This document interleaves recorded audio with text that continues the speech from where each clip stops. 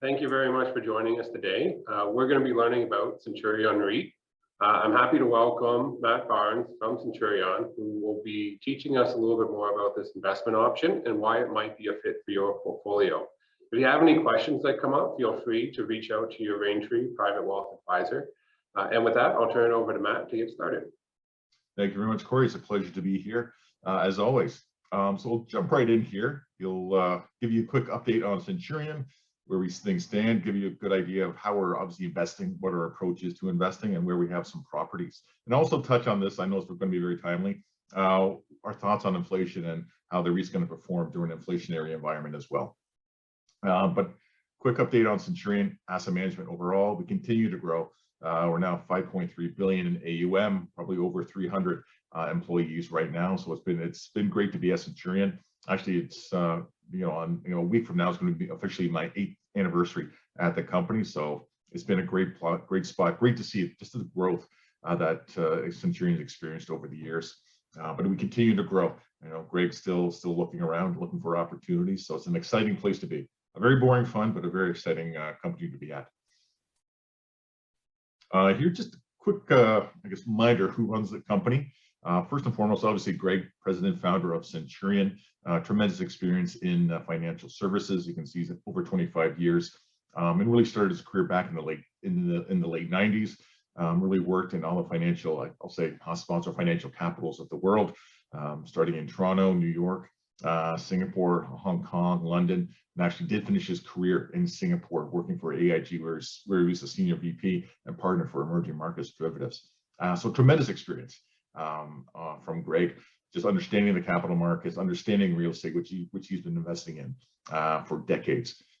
So with him, also on the top executive level, is Steve Stewart, who runs the mortgage book here at Centurion, lending to developers to put up potentially some buildings that the REIT's going to buy.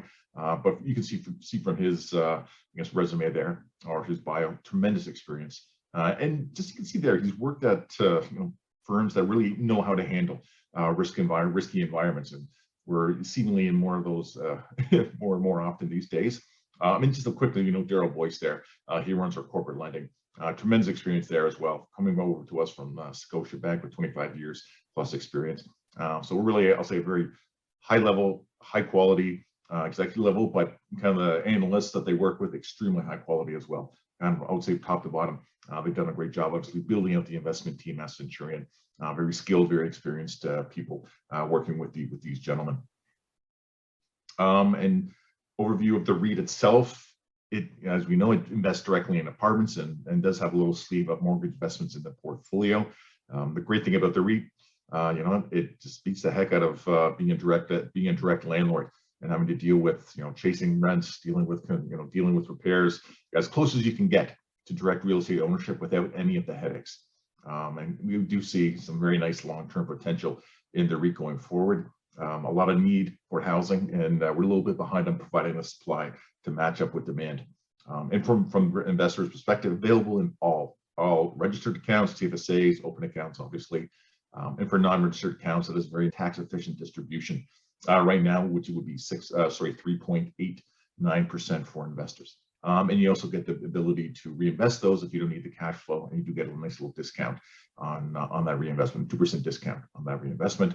And overall, our target return is 7 to 12%. And you'll see we've done better than that in some years, but always been within that target range of 7 to 12%. And here we'll really focus on the fundamentals that are going to be driving the real estate market or multi-residential space here in Canada. You may have seen these before, but it's really the top three that would be the big push. Unaffordable housing. And I said here in Toronto, buying a small bungalow is probably going to cost me close to $1 million. A lot more if I want to go to Vancouver, where we're seeing prices pick up across the board. People really cannot afford to buy, or they have to wait a lot longer than they did in the past. So on top of an unaffordable housing market, we're just seeing strong immigration coming into Canada. Obviously, there was a slowdown during COVID, but we expected those numbers to pick up again. And with that immigration numbers, it continues to increase. So we should see about 427,000 this year. COVID may obviously, I hope it's on its last leg, but it may have an impact on the total numbers we see. And then it's just going to increase for the next 2 years afterwards. So strong immigration, strong population growth. Immigration accounts for roughly, I'll say 75% of the population growth we see here in Canada. And on top of unaffordability, population growth, lack of supply, it's just tough to keep up. And we're not able to build fast enough here in Canada to really, I would say, get ahead of the demand that's out there. There's those 4 other points below that, but really the top 3 are the main drivers of the fundamentals in the multi-residential space, the very positive tailwinds that we're going to be looking at over the next few years. And this just highlights unaffordability. You may have seen this before, but Canadian housing prices have run well ahead of the incomes that we're seeing here in Canada. So again, a lot of people just unable to get into the market. There's either wait a lot longer than they thought they would to get that down payment if they can't even catch up. You can see there on the right-hand side, and now it takes almost half of your whole household income to service a mortgage, and that's with very low mortgage rates in Canada. You can only imagine what happens if those interest rates go up even 1 or 2 percentage points. So it could be very tough for people looking for home ownership or trying to stay in their home if they bought at the top of the market. Here again, related more so to the income and the house price. On the left-hand side, obviously Hong Kong well ahead. Vancouver's in their 2nd place, Toronto's there in 6th place. But really, I think the numbers on the right-hand side, you can see just the average price of a home in Vancouver over $1.5 million, Toronto 1.2. And you can just see the income that's needed to get into that space. So a lot of people are, I guess, unavoidable. They're going to move away from actual single-family homes, potentially look at townhouses. But townhouses aren't cheap either, and kind of condos. And then a lot of cases, they're being realistic. They want to live in a certain area, but they're forced into the rental market. For longer than they probably expected. So you can just see here the income you need to hop into the housing market. And obviously the condo market isn't cheap as well. I mean, I sit in a 600 square foot 1-bedroom. It's going for well over 600,000. I think about 650 was a recent transaction with my same type of unit as mine. So it's not easy. It's not cheap to get into the condo market as well. I touched on this, but it is the population growth that just continues to grow. Good thing, good to have growing population, skill set coming to the country. But it just, you can see we're the fastest growing G7 country out there. So it's something that we're just going to see continually more of. So I'm going to see that coming into Canada. Those numbers there in the middle box are a little out of date, just as the federal government did increase that recently. But it's starting at 427,000 and going up. So every year going forward from now, there's going to be a kind of record number of immigrants coming into Canada. Again, we see that as a very good thing, obviously, for the country. And on top of that, you see a lot of international students coming into Canada as well. And that's a pathway to citizenship as well. So we see the demand coming in on affordability of housing. So you have really a built-in pipeline of people looking to rent. And I'll say this, you'll see this map, but where they want to live, where there's economic opportunity, and that's usually present in the larger population centers. So what we're seeing is obviously people move into those population centers, and that's where Centurion is extremely well positioned to help provide some of the housing for new Canadians. For our target market, really is we want to be in the, as I mentioned, the larger population centers, not downtown. The rents in downtown Toronto, at downtown Vancouver, even increasingly in somewhere like a downtown Montreal, extremely expensive. I'll use my condo again as an example, which is right downtown Toronto. 1-bedroom start at $2,400, not cheap. Our average rent in our portfolio was $1,416. A little bit higher, obviously, say in the Mississauga, a little bit lower outside of the GTA, but it still offers relative affordability for a lot of potential tenants. So that's where you want to be. You want to be in the suburbs of a Toronto, of a Vancouver. Obviously, you can see there in the Lower Mainland. Basically, the focus will be in Ontario and BC in the primary and secondary cities.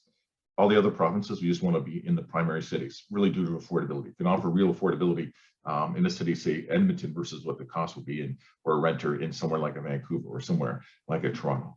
So certain areas we will be downtown. We do have some great assets in the downtown core of Edmonton, but outside of Ontario and BC, it is the primary city. So we're excited to be in those large markets as well. And really, it is multi-residential. And you see some examples here. You've seen some examples of older buildings we've acquired in the past. But really going forward, it's going to be new buildings, which means you can stabilize those buildings quite really a lot faster, say some of the older ones that need, say, extensive renovations or upgrades. So we're excited to see that developers are providing some quality projects coming to market. So we're very happy to be getting those. You'll see a few examples, obviously, of the really big acquisition we made recently. And one thing I think is very important as well, And this is something that Centurion's been very consistent on, and stressed consistently, is that we need, or they take the operational side of the business extremely seriously. You've heard Greg, he's been in, when he's been on the line, he'll talk about, we'll go as far as putting, sensors in toilets to see if toilets are running, to make sure we're not wasting water. LED, third generation LED light bulbs, new appliances, whatever it is, we can make the buildings more efficient, but also still a very, a pleasant environment for tenants will do. We want to make sure the buildings are maintained and run as efficiently as possible, but always with the mind that we will spend money on these buildings if there's a need for a new roof. We're not going to delay it a few years. We do want to make sure the assets, again, are in good shape, provide a very pleasant, I would say, environment for our tenants as well. But always with the mindset, obviously, is you spend the money when you need to, with the eye always to the long term, so you can have good long-term assets in place. Here's just a great example of where we are. Really, the focus of Canada, of the REIT, is going to be in Canada. You'll see that's where by far our acquisitions are going to be. You'll see some, obviously, the buildings in Texas and Georgia, but we also have some lending opportunities in the other American cities. But really, the focus for us is going to be build out the portfolio in Canada, at least for the next few years. We're seeing, again, the more developers pivot, providing more of that, more of the housing that we're looking for, and we're still able to get some very attractive projects at cap rates that actually make sense for us. But here you can see the expansion really across Canada. And we continue to see where we can get these better opportunities, but it's going to be an exciting few years. We're now at 134 build properties and over 19,000 units itself. So it's been very exciting to see this growth. I'll just touch on the student housing. That's obviously been a nice little diversifier for us, but it will just be an increasingly small component of the overall portfolio. Right now, it's about 5%, just because we're going to continue to buy more multi-residential, but it's been performing exceptionally well for us. It did take a bit of a hit, obviously, during COVID, but now we're back up to 99% occupancy. So it's nice to have that little diversifier in there. It'll be there, but by far the largest percentage of the portfolio will be in the multi-residential space. And here's just like some great examples of some of the buildings that we have, new buildings that we have in the portfolio. I did mention, obviously, we want to be around kind of the larger population centers, Gatineau, right across the river from Ottawa, and nice new build. I mean, these are very attractive builds for us just to get into portfolio, and you get market rents right away. You're not having to do too many renovations, which can scare people off if they see a big construction site when they come into the building. And these are new builds are obviously, I would say, comfortably looking at, say, middle income potential for tenants. I mean, young professionals to retirees who want headache-free living. And it has a lot of the amenities that people are looking for. Everything from, you can see there, the stainless steel appliances, in-suite laundry, the rooftop terrace, they have the private fitness club there, and close to downtown, like right across the river from Ottawa. So geographically, it's where you want to be. It has the amenities you want to be, with all the, within the building, the amenities, but also what people are looking for in the local area: entertainment, shopping, schools, whatever it is. So very nice to get these new type of builds into the portfolio. And here's just another great example of one of those buildings. This one's up in Sainte-Foy in Quebec City. So it's a little bit of a suburb of Quebec City, but again, kind of ticks all the boxes that we're looking for. And you'll see this. You'll see a fair amount of, obviously, acquisitions in Quebec itself, the province of Quebec. It's the largest rental market in Canada. So we do want to be there and provide the type of housing that people are looking for. A lot of this new housing is what people are willing to pay up. They can't afford to buy, or they do want something in that kind of middle income condo-like type of range of building. So again, has all the amenities that people are looking for. Specifically, like, talk about the suburbs, but it is going to be close to what the amenities people want. Easy access. It's a transit or highways to get someone downtown if they have to get there. So again, a great building for us here in Quebec City. And these buildings, you get those in kind of the, I'll say, roughly mid to low 4 cap rate. So it's still very attractive opportunities for us in these areas. We can still, even with our size, we can still go out there and make these acquisitions, and still have a very positive impact on the portfolio overall. So it's exciting to see this mix of buildings come into the portfolio. And obviously, we have some assets in Quebec City now. We'd love to continue to build that out. And really, then the more buildings you get, you can really benefit from the economies of scale in that location. And here's another pending one in Saint Jerome in Quebec City, again in the province of Quebec. Nice new build, with all the amenities that people are looking for. Again, they're very exciting to get these type of properties into the portfolio. Again, Quebec's the second largest province in the country, population-wise, very large rental market. I would not be surprised if we continue to get some great assets and the new assets into the portfolio in the province of Quebec. And I do have this in there. There's obviously going to be some risk regarding the REIT overall. But I'll say we've done, I think, a very good job of mitigating those. But obviously, you're in the multi-residential space. There could be some issues, everything from, say, government policy to a housing bust or boom. So there's some risks there, but I think the REIT, with its focus on middle income type of buildings, middle income to lower middle income type of buildings, really offers real relative affordability for a lot of potential tenants. So we're in a very resilient, I'll say, subsector of the multi-residential space. If you look at it, USD currency exposure is immaterial, but Greg, with his derivatives background, can hedge that out very, very easily for you. And just highlight quickly, obviously liquidity is monthly. And I'll say this, even during COVID, I think it was the month of April and May of 2020, when we had the largest redemptions I've ever seen at Centurion. It's 45 million in 1 month. There's no issue with us providing the liquidity for investors that did want to get out. And we'll highlight that. I know investors, that was a time of uncertainty, want to get out, and obviously outside of COVID, certain things can happen and people do need to get their cash out for whatever reason.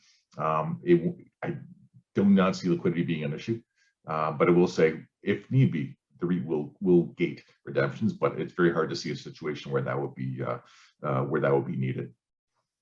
And coronavirus risk, I think our buildings handle it very well, kept our tenants safe, kept our operations teams very safe during the whole issue. We were able to provide needed services for people who were kind of stuck in, provided bring up groceries to their units, whatever it is. We did operate exceptionally well during the whole COVID-19 during all of COVID-19 phase. And here the returns have been doing very well for us, obviously, as you can see, since inception. But the Q1 is obviously as of end of March right now, and that doesn't factor in the May 1st return, the increase in the NAV of 5.92%. So right now, the returns for investors year to date as of June 1st is 8.14%. And it comes down to, really, we're seeing that is broken down. We had that nice bump on May 1st. Really, it came down to, obviously, I would say a couple of things. One, now we're raising rents across the board. So we're able to get that income across the board, especially in Ontario is the biggest population center. And somewhere like, say, Vancouver, you can only raise it a certain amount per year. Other provinces, such as yourselves in, say, Alberta, we'd have more leeway, but we don't have it anywhere near as large our building portfolio there. So the big ones is, say, in Ontario, we were able to do that CPI increase. We're also seeing an increase in turnover as well. And on that turnover, it's still, I would say, high single digits, but on that turnover, we're getting able to raise rents on average about 10%. We've had other cities, I think it was Kelowna, where we were able to raise rents closer to 20%. I don't have very many buildings there, I'd love to have more, but we're able to get that extra income coming into the portfolio. And the third driver, really, besides the income from just across the board and rent increases, they have the turnover increases, was a cap rate compression. That really comes down to, look at the market comparables. We see the transactions that are going around our buildings, and you see people are paying up. I'll say I'll say money wants to go somewhere. They want to earn a real return for that investment. And something like multi-residential really satisfies that need. And I'll give you a great example. You may have heard this from me before recently, but Centurion bought that big property portfolio, 30 building portfolio in Montreal for like a 4.1 cap rate. We see a lot of deals. Obviously, a lot of deals we're not interested in due to the pricing. But we saw a deal here in the East York area of Toronto, so close to where we have other assets. Went for high twos. I think it was 2.7 cap rate. This was, I think, a C grade high rise. So a fair amount of investments would have had to be made into this portfolio, into that building. So people are paying up for those prices. We're not even close to getting into those type of deals. We'd obviously stick very strongly to our investment discipline, because really it comes down to it. The price you pay for an investment has a great determination on the returns you're going to generate for your investors. But people are pushing. They do see the need to get into something like multi-residential, help protect their portfolio. It's tough in a rising rate environment to do that with bonds. And the fact that everyone needs a roof over their head, they still, that thesis is very much intact. That has not changed. people do need to have somewhere to live and they can't afford to buy. Even if we've seen there's a bit of a sell-off in the housing prices, I think it has to go a lot further. I'm not saying it will, but it would have to go a lot further to make anything close to a dent in the demand for the type of properties that Centurion has. Again, we have a real relative affordability for a tremendous number of potential tenants out there. But I'll say, just coming back to say inflation, we're obviously able to raise rents across the board, but also the mortgage side of the business, so the mortgage side of the portfolio. I don't have that. I can send that out after this presentation. But that's kind of, if you will, think about it, the mortgages is the liabilities. Those are fixed costs. We have an average weighted interest cost of 2.6%, average weighted term of 6.5 years. So we've mitigated that risk as much as possible. Every year, some mortgages are going to roll over. There's no doubt about that, but you want to make sure you stagger the maturities, and our investment team have done a great job of that. So always a bit of the mortgage is going to roll over, but we do get CMHC financing, which will give us very attractive rates, which is basically government guaranteed. So you can take that to the bank and they'll say, well, federal government's guaranteeing this. We'll be able to lend to you at an attractive rate. So they're in a great position. And we deal with all the big banks, all the life cos. So there's no issue with us rolling over our debt. So the REIT itself is minimizing the interest rate risk as much as possible. Then you're seeing on the other side, we're raising rents where we can as much as we can. So you're in a great position for this type of inflationary environment. But again, the third part of the return is, investors are moving into the space. They do see the need for something like the apartment REIT in the portfolio. And Greg gave, I'll say this, I'll send this out, I can send this out as well afterwards, but there's that great article from Greg on cap rates, interest rates, inflation and returns, and it really breaks it down very nicely. So I would suggest, if you haven't read that, please take a look. Just gives you some very good details on how this type of environment, the REIT can do very well. And we have expectations that a REIT will be within this target return. I'll say that 7 to 12%. So, but as of right now, where we are right now, we're obviously at the lower end of that. So we expect the REIT to do what it should for investors going forward. And I'll just come back to it. I mean, the REIT is there, and first and foremost, from Greg's perspective, to protect investors' capital, then generate some monthly income, then generate some upside appreciation for the investors. But always with the mindset of looking for the long term. I'm sure everyone remembers we've had no hesitation on capping the fund to raising capital if we don't see the opportunities available for us. So no hesitation there. Don't see that happening. We do see a lot of opportunities, big potential pipeline of buildings that we could potentially acquire. But if we don't want the money, we're not going to take it, which we feel really is necessary, obviously, to protect the portfolio going forward. So I think we're in a great space. We're in the right areas in Toronto, in Canada, my hometown bias coming through. We're in the right locations in Canada, in the suburbs, in the major cities, offering real affordability for a lot of potential tenants out there. Very strong oversight just on the investment approach, but also operationally, which I think is, again, very important. You have to run these buildings properly to make sure that you can maximize the returns for investors, while not in any way hindering the quality of life for the tenants in the building. So that's something obviously Centurion takes very seriously as well. So I think the portfolio is in a great position. I guess with that, I'll maybe pass it back over to Corey. Thank you very much, Matt. Thank you, everybody, for joining us today, and a special thanks to Matt Barnes for his great presentation. Really appreciate all your insight into the Centurion REIT. If anybody has any questions or is interested in potentially adding this to your investment portfolio, please reach out to your Raintree Private Wealth Advisor. Thank you.